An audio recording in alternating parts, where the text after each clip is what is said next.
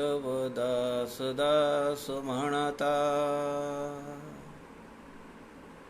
माते कशाचे भय. रामा जाईन ज्या स्थळी सुख घना, होईल तेथे जय.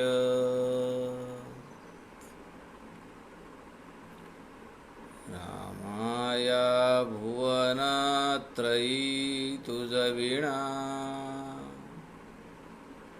नाही तुझा तारक. रामा तू सकलार्थ पूर्ण करीशी, तू तात मी बालक.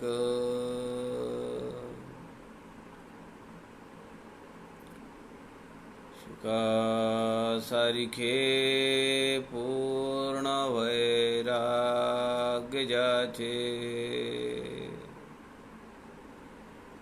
वसिष्ठापरी ज्ञान योगेश्वराचे.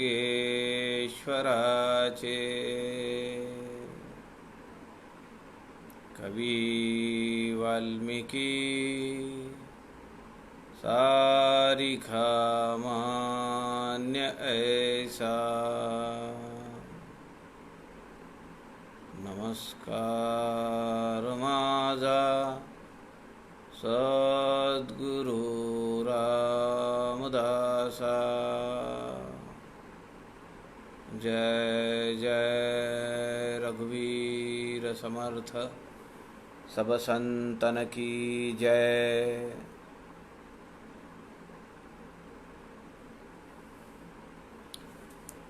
सज्जन हो नमस्कार.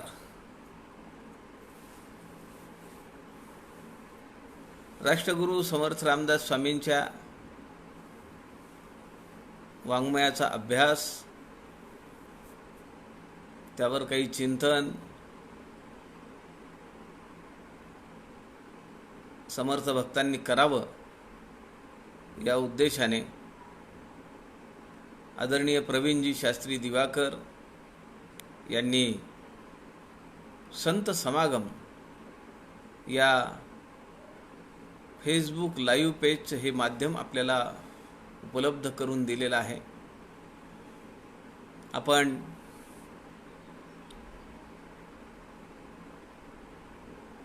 सध्या समर्थकृत 11 लघुकाव्य यांचा विचार करतो आहोत. कालपर्यंत आपण 4-5 लघुकाव्यांचा विचार केला. काल आपण सुरुवात केली होती एक दीर्घ लघुकाव्य, 11 लघुकाव्यांपैकी सगळ्यात मोठं लघुकाव्य ते आहे जुना दासबोध. त्यालाच आपण 21 समासी असं सुद्धा म्हणतो. काल आपण याची प्रस्तावना पाहिली, पहिल्या समासातली सुरुवातही केली काही ओव्यांना. पण काल मोबाईल डेटा ती रेंज नसल्यामुळे खूप वेळा व्यत्यय आला, ऐकायला येत नाही म्हणून बऱ्याच जणांनी नंतर मला फोनवर कळवलं. आज आपण धावता आलेख घेऊ. 5 मिनिटांमध्ये काल जी आपण प्रस्तावना पाहिली ती पाहू आणि 21 समासी जुना दासबोध याला आपण आज प्रारंभ करू. काल आपण पाहिले की जुना दासबोध आणि नवीन दासबोध. नवीन दासबोध अर्थ याचा असा आहे की 200 समासी दासबोध यामधल्या फरकाचा विचार आपण काल केला.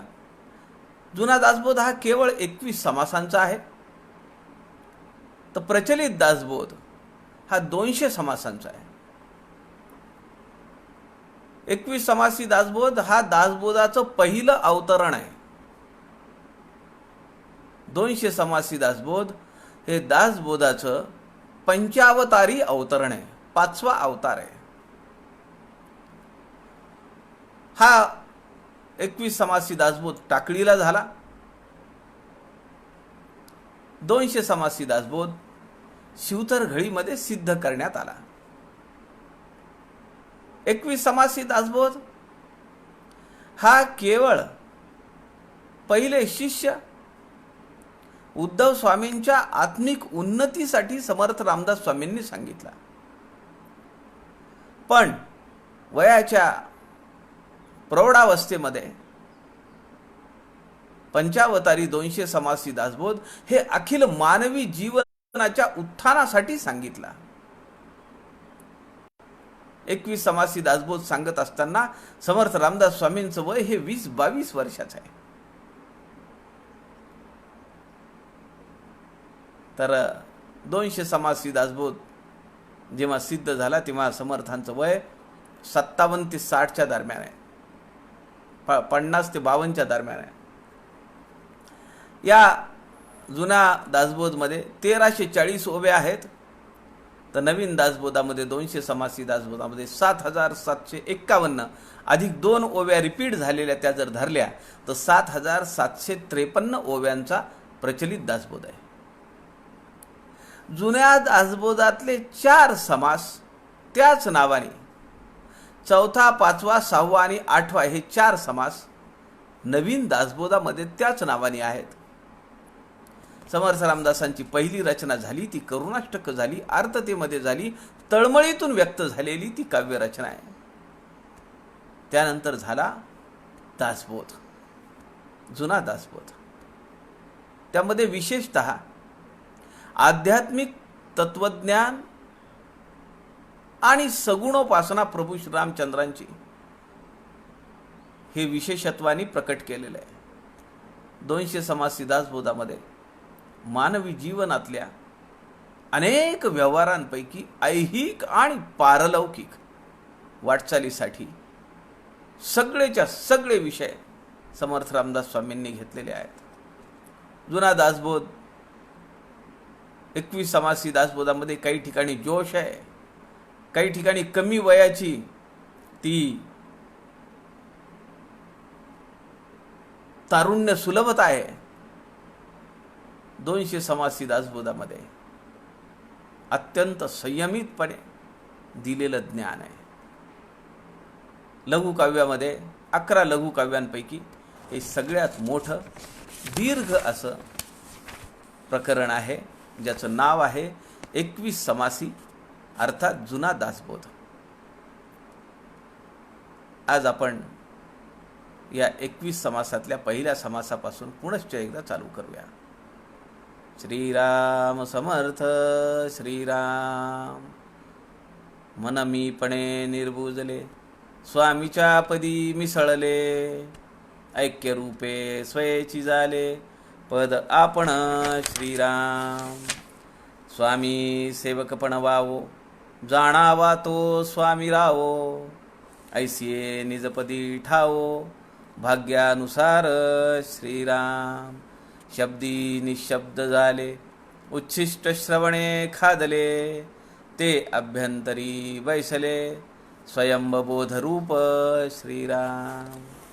सुष्ट साराचेही सार, फावले अक्षयी अपार, तया सुखाचे उद्गार, येती स्वानुभवे श्रीराम. वायूचे निबळे शब्दासी, सामर्थ्य होय निश्चयेसी, तैसी सद्गुरु कृपा मानसी, उद्गार काढी श्रीराम. सद्गुरु कृपेचे निहावे, विवेक मुळाकडे धावे, तेणे ऐक्य सिंधू हेलावे, स्वानंद सुखे श्रीराम. तया सिंधूच्या आनंद लहरी, शब्दी निशब्द भरोवरी, तेणे प्रतापे वैखरी, वधोची लागे श्रीराम. वेष्टीत शिष्य तारांगणी, सद्गुरु पूर्णचंद्र गगनी, प्रगट झाला निज किरणी, दिशा धवळल्या श्रीराम. मिरवत जाता अंतराळी, प्रभा फाकली ध्रुवमंडळी, तेणे सुखे निज कल्लोळी, सिंधू उचंबळो पाहे श्रीराम. भरिते दाटले सागरी, उचंबळोनी फुटल्या तरी, महानदीसी माघारी, दाटी झाली श्रीराम. या समासामध्ये पहिला समास हा मंगलाचरणाचा. समर्थ रामदास स्वामींनी जेव्हा दासबोध जुना लिहिला तेव्हा असा या जगाच्या पाठीवर एकही ग्रंथ नसेल की ज्या ग्रंथाची सुरुवात गणपती आणि शारदेच्या स्तवनाने झालेली नाही. असा एकही ग्रंथ नसेल. समर्थ रामदासांचा जुना दासबोधानी हा जो प्रघात आहे त्याला फाटा मारलेला आहे. खरं तर नमन असलं पाहिजे ना. ज्या देवतेच्या आधारावर बुद्धीचा मतीचा प्रकाश फैलावतो आणि त्या मतीच्या प्रकाशामध्ये वैखरी वाणी परेपासून बाहेर पडते ती शारदा. गणपती आणि शारदांच्या अधिष्ठानाशिवाय ग्रंथलेखन व्हायचं कसं? पण शास्त्र असं सांगतं, नमनाचे 3 प्रकार आहेत. आपल्याला जर नमन करायचं असेल तर ते 3 प्रकारांनी करता येतं. नंबर 1 आशीष, नंबर 2 नमस्कार आणि नंबर 3 वस्तुनिर्देश. आशीष म्हणजे अत्यंत शरणागत भाव घ्यायचा आणि आशीर्वादाची वाट पाहायची. आपला भाव अत्यंत शरणागताचा असला पाहिजे, बाकी काही करणे नाही. त्या सद्गुरूंच्या भगवंताच्या सानिध्यात राहायचं आणि ते जेव्हा आशीर्वाद देतील, जेव्हा अनुग्रह देतील, जेव्हा कृपा करतील, तो त्यांचा अनुग्रह समजायचा, ती त्यांची कृपा समजायची. दुसरा जो प्रकार आहे तो सरळ सरळ नमस्कार घालणे, नमन करणे. नंबर 3 आहे वस्तुनिर्देश. कुणाबद्दल सांगायचं आहे त्याचं नाव घ्यायचं. आपल्याला माहिती आहे आत्माराम ग्रंथामध्ये समर्थांनी पहिला जो समास आहे त्या समासातली पहिली ओवी कुठली आहे तिचा सुद्धा गणपती किंवा शारदेला सरळ सरळ उल्लेख नाही आहे. समर्थ आत्माराम या 5 समासांच्या पहिल्या समासातल्या पहिल्या ओवीमध्ये म्हणतात, लटिका जयास लटिका आळ आला. समर्थ या पहिल्या समासात म्हणतायत, जयास लटिका आळ आला, जो माया गौरी पासून झाला, जालाच नाही तया अरूपाला रूप कैचे. मी कुणाबद्दल बोलतोय? हा एक नमनाचा प्रकार आहे आणि त्याला नाव दिलेलं आहे वस्तू निर्देश रूप नमन. आपण पाहिलं नमनाचे 3 प्रकार आहेत. नंबर 1 आशीष, शरणागत भाव धरायचा, अत्यंतिक शरणागत भाव धरायचा आणि अनुग्रहासाठी कृपेसाठी वाट पाहायची. नंबर 2 नमस्कार करणे, कृपेची अपेक्षा धरणे.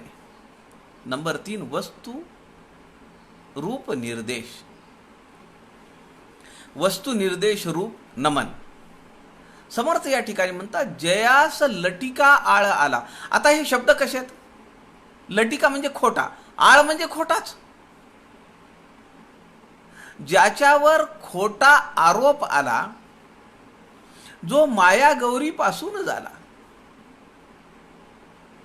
मायेपासून काय होतंय? सगळं मिथ्या आहे. आपण म्हणतो माया खोटी आहे. जी खोटी आहे ती काय प्रसवणार आहे? खोटच. माया गौरी पासून झाला, जालाच नाही तया अरूपाला रूप कैचे. जे झालंच नाही अरे जे झालेची नाही त्याची वार्ता पुससी काही, समर्थ दासबोधामध्ये म्हणतात. ज्याच्याबद्दल बोलायचंय त्याचा निर्देश करणं,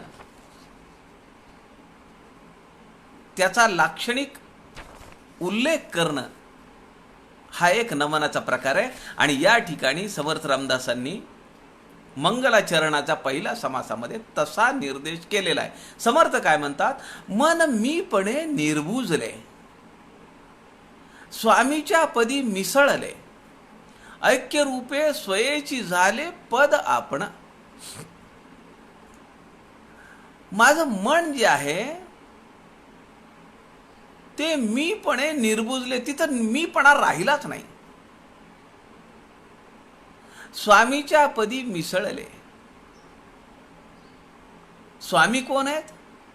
प्रभू श्रीरामचंद्र आहेत. त्यांच्या चरणावर, त्यांच्या चरणांमध्ये हे मन मिसळलंय. ऐक्य रूपे स्वयेची झाले पद आपण. मी काल आपल्याला म्हणालो की पदी आणि पद हे दोन शब्द या ठिकाणी आलेले ते फार महत्वाचे आहेत. सद्गुरूंच्या पदी मिसळल्याशिवाय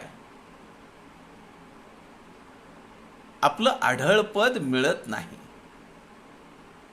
समर्थ रामदास सांगतायत की माझं मन अमन झालं, ते स्वामींच्या पदी प्रभू श्रीरामचंद्रांच्या चरणामध्ये मिसळलं. त्यामुळे मी आणि सद्गुरू सेव्य सेवक भाव संपला.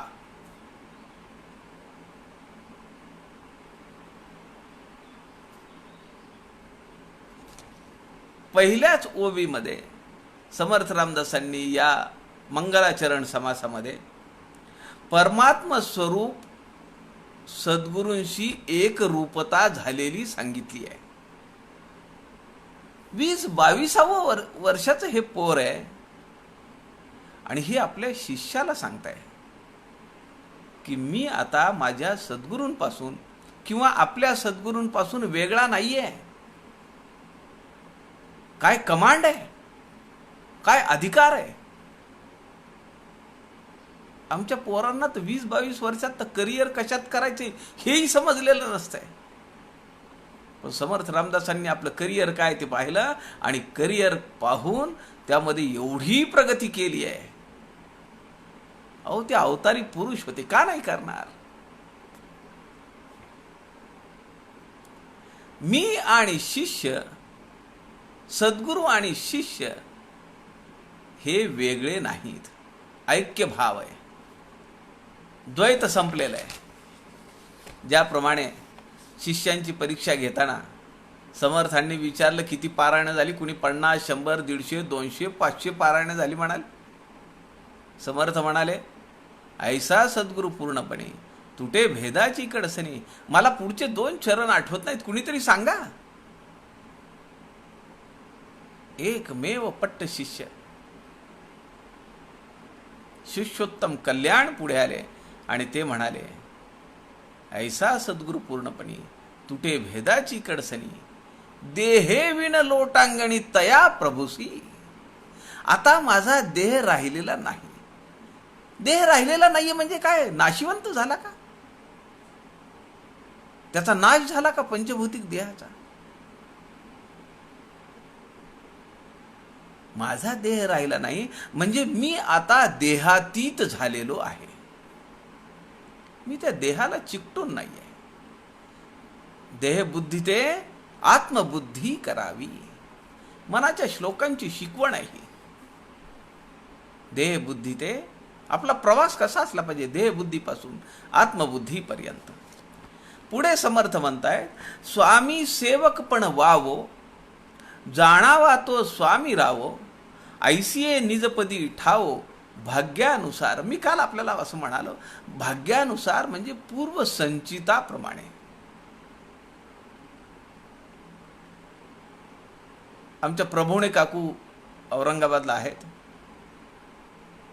त्यांनी एका प्रवचनात सांगितलं, उषा काकू प्रभुणे, फार सुरेख प्रवचन आहेत त्यांची. 30-40 मिनिटाची, 45 मिनिटांची अत्यंत ओघव त्या वाणीमध्ये अनेक संतांची चरित्र त्यांनी सांगितले. त्यांचे चिरंजीव आपल्या दास उपक्रमात होते. काही महिन्यांपूर्वी ते निजधामी गेले. त्यांची सून, त्यांचा मुलगा प्रभुणे काकूंचा काय काम करायचे पदाचं, समर्थ विद्यापीठाचं, तन मन धन अर्पण करायचे. एखादी जबाबदारी त्यांच्याकडे दिली की ती जबाबदारी पूर्णपणे ते पेलायचे. काही महिने झाले, 6 महिनेही नाही झाले अजून, अचानक आजार उद्भवला. अत्यंत कमी वयामध्ये. ते दुःख प्रभुणे कुटुंबियांनी कसं झेललं, कसं सहन केलं, समर्थांना माहिती. आता त्या मुंबईवरनं, ठाण्यावरनं औरंगाबादला आल्या. त्या प्रवचनात म्हणाल्या, समर्थ होती सुनील दादा चिंचोळकरांना रामाचा आशीर्वाद मिळालाच असणार आहे. रामाचं सगुण रूपातलं दर्शन समर्थवरती सुनील दादा चिंचोळकरांना नक्की झालेलं असणार आहे. भाग्यानुसार समर्थ या ठिकाणी म्हणतात, स्वामी सेवकपण वावो.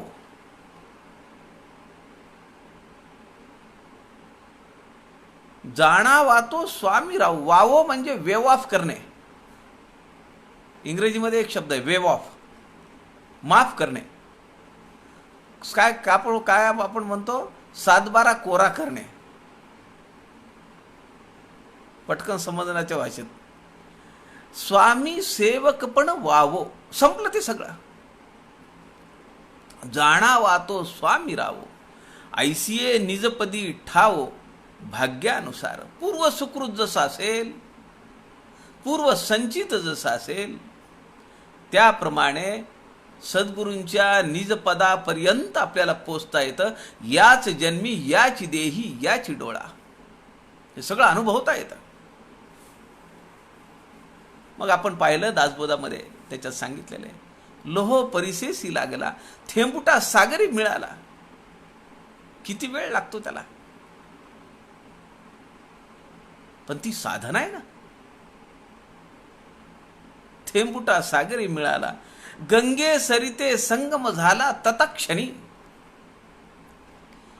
समर्थांना दासबोधामध्ये एकाने प्रश्न विचारला एका शिष्याने, किता दिवसा होते मुक्ती? किती दिवस लागतील मला? 1 वर्ष लागेल, 2 वर्ष लागतील, 6 वर्ष लागतील, का किती जन्म लागतील? समर्थ म्हणतात, त्याला कशाला वेळ लागतो? संदेह रहित ज्ञान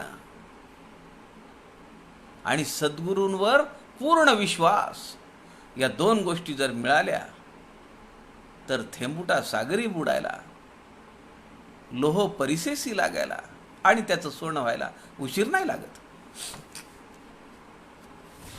पुढे समर्थ म्हणतायत, शब्दी निशब्द झाले, उच्छिष्ट श्रवणे खादले, ते अभ्यंतरी बैसले स्वयंभ बोधरूप. काय की सद्गुरू जवळ घेतात, कारण सद्गुरूंना आपल्या सत्शिष्याची तळमळ आहे. सद्गुरू आत्मारामामध्ये म्हणतात, तुला चिंता नाही आहे, तुझा भिडस्त स्वभाव आहे. दासबोध मी तुला सांगितला, तुझ्यातला मीपणा काढून टाकला, पण अजूनही तुझ्या मनामध्ये संदेह आहे. ये मी तुला पुन्हा ते ज्ञान नवीन रूपामध्ये सांगतो, की जेणेकरून तुझ्या अंतःकरणातले सगळे विषय संपतील. सांगतो म्हणल्यानंतर शब्दांना महत्व आहे. शब्दातूनच सांगणार ना सद्गुरू. सुरुवातीला त्या शब्दांना महत्व आहे. मी मध्यंतरी आपल्याला उदाहरण दिलं. आई म्हणल्याबरोबर अलाकाना आ ई इडलिंबूचा आई आलं. या शब्दातून वाच्यार्थ समजला आई, मातृशक्ती. त्याही पुढे गूढार्थ आहे. माझी आई माझ्या डोळ्यासमोर येते आणि माझी आईचा चेहरा जेव्हा माझ्या डोळ्यासमोर येतो तेव्हा ते शब्द राहत नाहीत. चिंच म्हणल्याबरोबर चला पहिली वेलांटी, अनुस्वार, पुन्हा च चमच्याचा, हा झाला वाच्यार्थ. पण त्यानंतर जो गूढार्थ आहे, चिंच म्हणल्यानंतर आपोआप तोंडाला पाणी सुटतं, तेव्हा चिंच या शब्दाची किंमत संपलेली असते. शब्दी निशब्द झाले. सुरुवातीला शब्दांचं महत्व आहे, कारण शब्दाशिवाय तर काही सांगता येत नाही. हे न बोलताच विवरीजे, दासबोधामध्ये समर्थ म्हणतात, विवरोन विरोन राहिजे, मग अबोलण्याची साजे महापुरुषी. सुरुवातीला बोलावं लागतं, सांगावं लागतं, पण नंतर तो महापुरुष अबोल होतो, कारण सांगण्यासारखं काही शिल्लक राहत नाही. जे सद्गुरूंनी सांगितलं ते अंतःकरणात जाऊन बसतं. म्हणून मग आम्ही सद्गुरूंच्या आरतीमध्ये काय म्हणतो, मायेविन माहेर विश्रांती ठाव, शब्दी अर्थ लाभ बोलणी वाव. सुरुवातीला जे काही ज्ञान मिळालं ते शब्दांच्या माध्यमातून मिळतं. ते एकदा अंतःकरणात ठसलं, त्याची प्रचिती आली, त्याचा अनुभव आला की मग काही बोलायचं राहत नाही. सरली शब्दाची खटपट, आला ग्रंथाचा शेवट, येथे सांगितले स्पष्ट सद्गुरु भजन श्रीराम. 7वा दशक 10वा समास. आता ग्रंथाचा अभ्यास करण्याची गरज नाही. का? ते अभ्यंतरी बैसले, अंतःकरणात जाऊन दृढ होऊन बसलेलं आहे. आणि पुढे काय झालं, स्वयंबोध रूप. मी आणि सद्गुरू किंवा तो बोध यामध्ये कुठलंही अंतर राहिलेलं नाहीये. शब्दी निशब्द झाले. नंतर अगोदर काय, उच्छिष्ट श्रवणे खादले. सद्गुरूंनी जे जे सांगितलं त्यांच्या मुखातून जे बाहेर पडलं, संतांच्या मुखातून जे उष्ट बाहेर पडलं, ते हौरटपणाने मी आधाशासारखं श्रवण केलं. तेव्हा शब्द होता उच्छिष्ट श्रवण खादले. शब्दी निशब्द झाले. पुन्हा बोलण्याची काही गरज नाहीये. जेवण जेवायचंय, जेवण्यापूर्वी किंवा जेवत असतानाच मागावं लागतं, मला हे पाहिजे ते पाहिजे, हे छान झालंय, यात तिखट जास्त झालंय, यात साखर कमी पडली आहे, थोडी घाला अजून. हे केव्हा असतं? जेवताना असतं. जेवण झाल्यानंतर त्या पदार्थांचं नाव सुद्धा काढायला नको वाटतं. शब्दी निशब्द झाले. ते अभ्यंतरी बैसले. अंतःकरणात जाऊन बसला. तो उपदेश सद्गुरूंनी केलेला स्वयंबोध रूप. आता ते ज्ञान, ती त्रिपुटी संपली. श्रवण संपलं, वक्ता संपला, श्रोता संपला, ज्ञान संपलं, ध्याता संपला, त्रिपुटी संपली. पुढे समर्थ म्हणतायत, सुष्ट साराचेही सार, फावले अक्षयी अपार, तया सुखाचे उद्गार, येती स्वानुभवे श्रीराम. साराचेही सार, जे ऐकल्यानंतर, ज्याची प्राप्ती झाल्यानंतर पुन्हा मानवी जीवनात काही मिळवायचं राहत नाही, असं ते ज्ञान. सुष्ट साराचेही सार, फावले अक्षयी अपार. फावले म्हणजे पावले, मला मिळालंय, प्राप्त झालंय. अक्षयी, ते ज्ञान कसं आहे? अक्षयी, त्याला क्षय नाहीये. किती मिळालंय? अपार मिळालंय, त्याला मोजदाद नाहीये. आमच्या ज्ञानाला मोजदाद आहे. 10वी झाली, 12वी झाली, डिप्लोमा झाला, ग्रॅज्युएशन झालं, पोस्ट ग्रॅज्युएशन झालं, PhD झाली, संपलं का? अजून वेगवेगळ्या फॅकल्टीज मधल्या डिग्र्या घ्यायच्या. पण ते जे ज्ञान आहे सद्गुरूंच्या मुखातून, जो आपल्याला त्यांच्या मुखारविंदातून जे ज्ञान मिळेल ते अक्षय आहे आणि ते अपार आहे. तया सुखाचे उद्गार येती स्वानुभवे.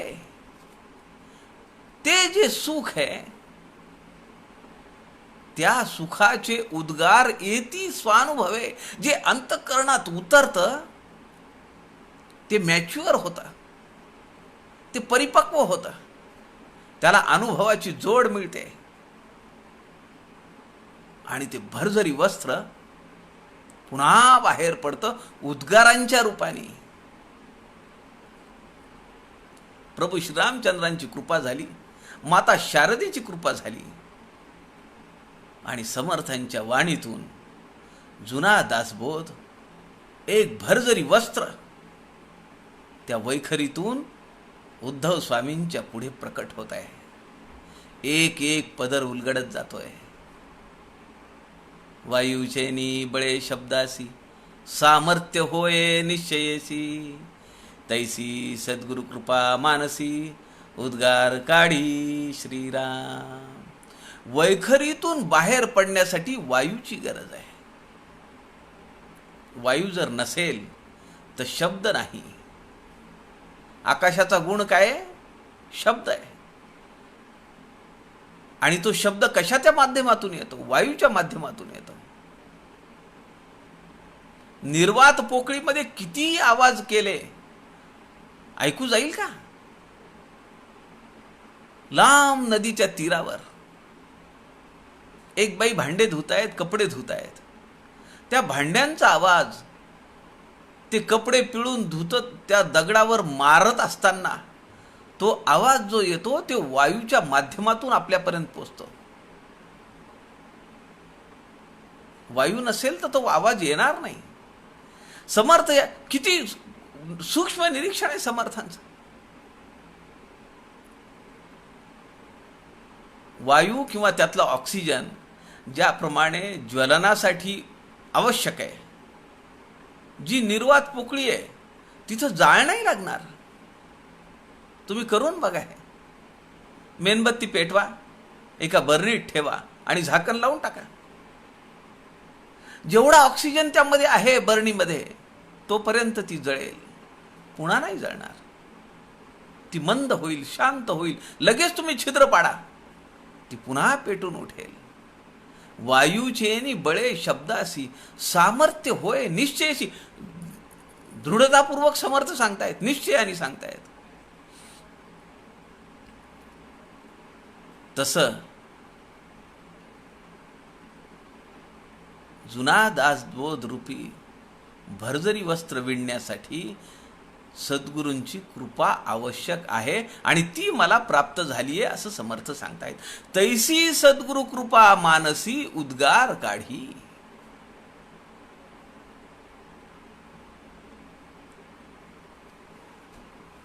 पुढे समर्थ म्हणतायत, सद्गुरु कृपेचे निहावे, विवेक मुळाकडे धावे, तेणे ऐक्य सिंधू हेलावे, स्वानंद सुखे श्रीराम. सद्गुरूंची एकदा कृपा झाली की आपल्या सगळ्या वृत्ती कुठे धावतात? समर्थ म्हणतात, विवेक मुळाकडे धावे. सगळ्या वृत्ती अंतर्मुख व्हायला पाहिजेत. जोपर्यंत आपल्या वृत्ती अंतर्मुख होत नाहीत तोपर्यंत सद्गुरूंची कृपा आपल्यावर झालेली नाहीये. हे अत्यंत सहज, सोपं, साधं गणित आहे. आपण एकांतात बसून विचार केला पाहिजे. एवढी वर्ष झाली मी सद्गुरूंची पूजा करतो आहे, समर्थांच्या वाङ्मयाचा अभ्यास करतो आहे, मी त्यांची सगुण पूजा बांधतो आहे, मी त्यांची वाङ्मयीन पूजा करतो आहे. समर्थांच्या वाङ्मयाचा अभ्यास करणं, त्यावर लिखाण करणं ही त्यांची वाङ्मयीन पूजा आहे. आपल्या या व्यासपीठाचे किती लोक करतायत हे? शुभदा थिटे आहेत, अपर्णा वांगीकर आहेत, माधवी पानसे आहेत, मेधा कुलकर्णी आहेत, केदार परांजपे आहेत. ही जर लिस्ट मी खाली सरकवली तर मला अजून 10-12 नावं सहज सापडतील. किती जणांवर सद्गुरूंची पूर्ण कृपा प्राप्त झाली आहे आपल्याला तपासायचं आहे का? काही प्रश्न द्यायचे नाही, कुणाला सांगायचं नाही, काही नाही.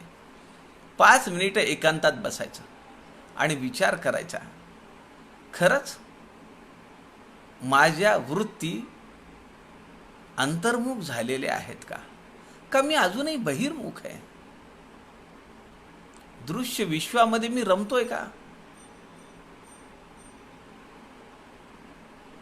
उत्तर काय येईल? तुमचं काय येईल मला माहिती नाही. माझं उत्तर नक्की मला माहिती, हो, मी अजूनही बहिर्मुख आहे. अंतर्मुख वृत्ती झालेली नाही. अजूनही सद्गुरु कृपा झालेली नाहीये. त्याचं प्रमाण आहे हे. आणि जे आहे वास्तव स्वीकारायला काय हरकत आहे? जर मला माझी चूक समजत असेल आणि जर मी ती मान्य करत असेल तर मला सुधारण्याची शक्यता आहे ना. आपले अवगुण वाटती गुण हेच मोठे करंटपण.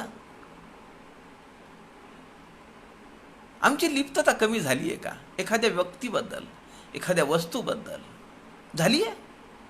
नाही झाली. अजूनही बहिर्मुख आहे. वक वक वक वक वक वक करत राहते. समर्थ म्हणतायत सद्गुरु कृपेचे निहावे, विवेक मुळाकडे धावे, तेणे ऐक्य सिंधू हेलावे स्वानंद सुखे. ऐक्य सिंधू म्हणजे आनंदाचा सागर आहे आणि ते शाश्वत सुख आत आहे, बाहेर नाहीये. आपण एकीकडे म्हणतो खूप जप करतोय, पण किती बोलत राहतो आम्ही?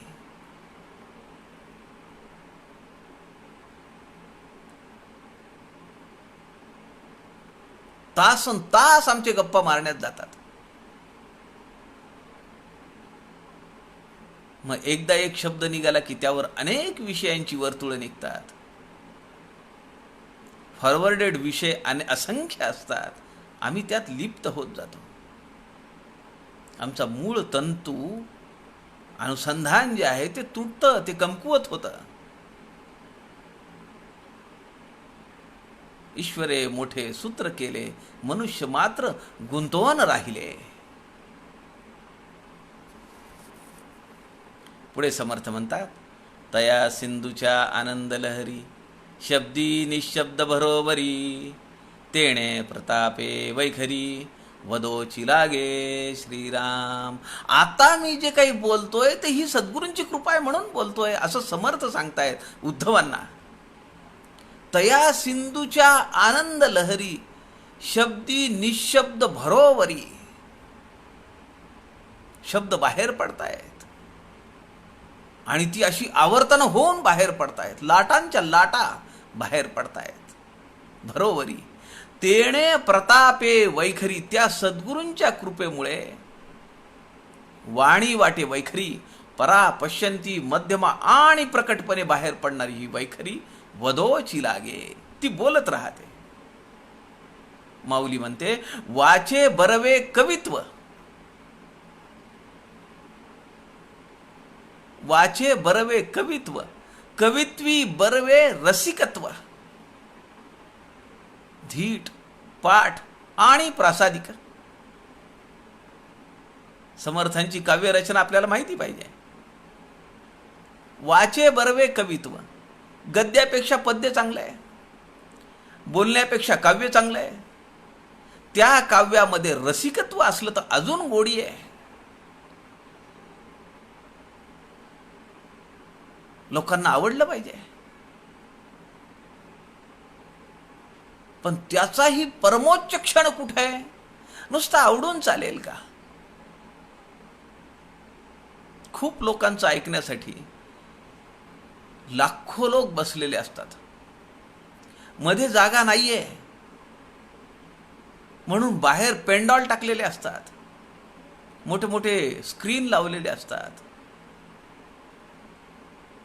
कारण का? त्यात रसिकत्व आहे. पण माऊली म्हणते, रसिकत्वी परतत्व स्पर्शू जैसा. त्याही पेक्षा पुढचं काय आहे? परमोच्च क्षण काय? त्या रसिकत्वाचा स्पर्श जर परमात्म तत्वाला होणार असेल तर त्याच्यासारखं दुसरं बोलणं नाहीये.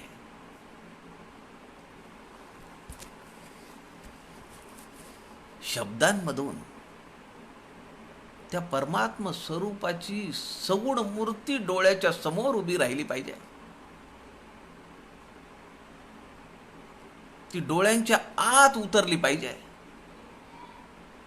डोळ्यांच्या माध्यमातून ती अंतःकरणात बसली पाहिजे आणि अंतःकरणातून ती सगळ्या शरीरभर फिरली पाहिजे. सगळीकडे त्या प्रचितीचा सुगंध दरवळला पाहिजे. मला अनुभव आलाय, मला अनुभव आलाय असं जेव्हा वाटेल ते खरं बोलणं. पुढे समर्थ म्हणतात, वेष्टीत शिष्य तारांगणी सद्गुरु पूर्णचंद्र गगनी. प्रगट झाला निज किरणी दिशा धवळल्या श्रीराम. इथं सद्गुरूंची उपमा काय दिलेली आहे? सद्गुरू असे आहेत, रात्रीच्या आकाशामध्ये पूर्ण चंद्र आहेत आणि त्या पूर्ण चंद्राच्या भोवती काय? वेष्टीत शिष्य तारांगणी. ते सद्गुरू जे आहेत तर ते पूर्ण चंद्र आहेत. अत्यंत मोहक रूप आहे, आल्हाददायक आहे, शीतल प्रकाश देत आहे आणि त्याच्या सगळ्या आजूबाजूला तारे चमकतायत. हे तारे म्हणजे काय? काय समर्थ रामदासांची म्हणजे आपण प्रतिभा संपन्नता काय काय शब्दातून बाहेर पडतीये, काय उपमा दिली आहे.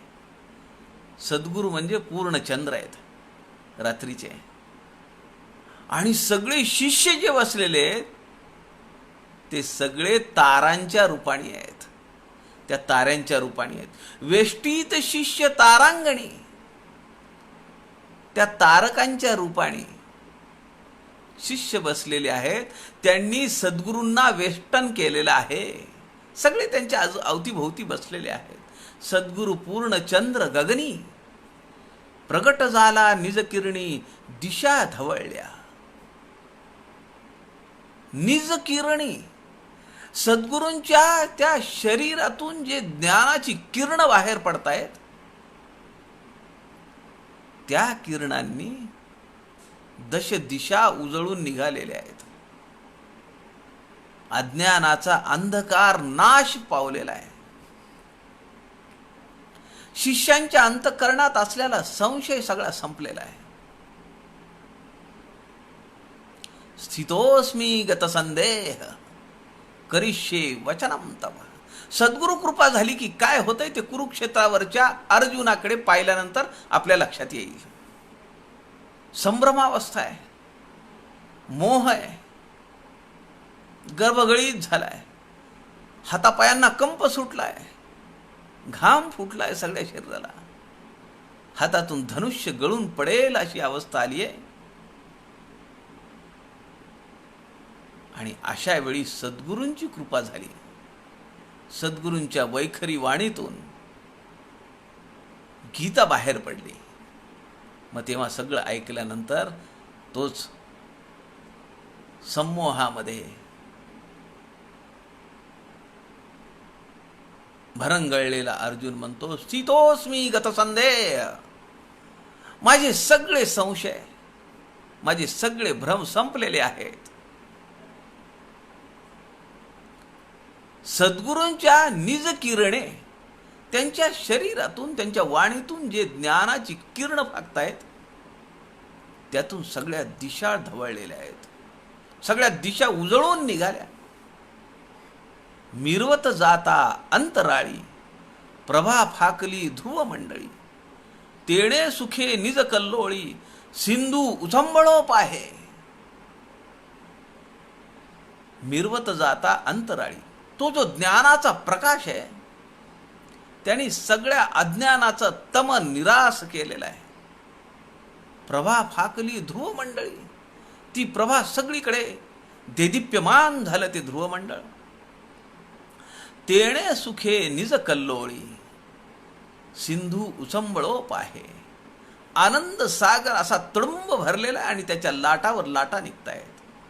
भरिते दाटले सागरी, उचंबळोनी फुटल्या तरी, महानदीसी माघारी दाटी झाली.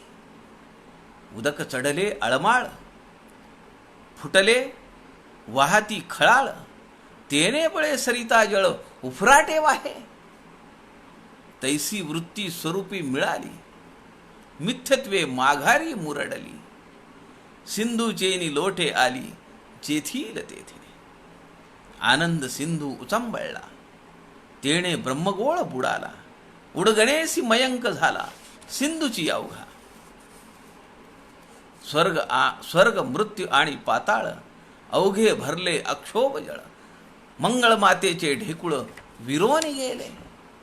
समर्थ या ठिकाणी सांगतायत ते आनंद सागराच्या लाटा एवढ्या उंच चढतायत. भरिते दाटले सागरी, उचंबळवणी फुटल्या तरी, महानदीसी माघारी दाटी झाली. एक कल्पना करा, समुद्राला येऊन मिळणारी एक नदी आहे. ती नदी मिळतीये, समुद्रामध्ये शिरतीये आणि आपलं अस्तित्व संपवतीये. एक थोडा ओघ दिसेपर्यंत आपल्याला समजतं की इथपर्यंत नदी वाहत आली आहे. पण ती एकदा समुद्राला मिळाली, तिचा ओघ संपला की ती समुद्रमय झाली. इथं समुद्र हा सद्गुरू आहे आणि ती सरिता किंवा ती नदी आहे ना, ती तो शिष्य आहे. या ठिकाणी समर्थ म्हणतात, उदक चढले अळमाळ, फुटले वाहती खळाळ. तेणे बळे सरिता जळ उफराटे वाहे.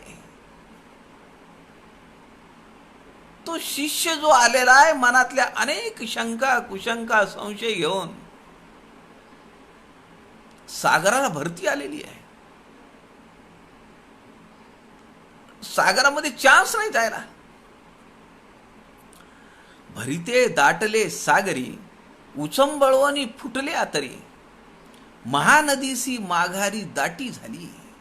ते पाणी काही समुद्रात जात नाहीये,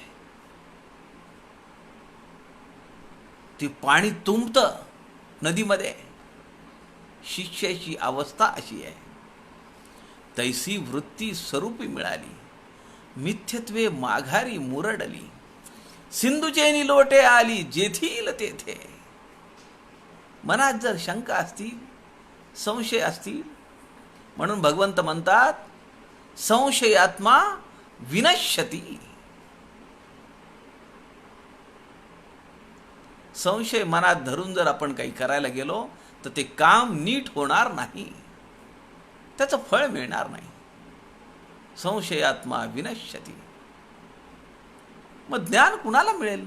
संशय घेऊन जाणाऱ्याला मिळेल का? ते तुंबतं तसंच नदीमध्ये. तैसी वृत्ती स्वरूपी मिळाली, मिथ्यत्वे माघारी मुरडली. सिंधूचेनी लोटे आली, जेथील तेथे. आनंद सिंधू उचंबळला, तेणे ब्रह्मगोळ बुडाला. उडगणेसी मयंक झाला, सिंधूची अवघा.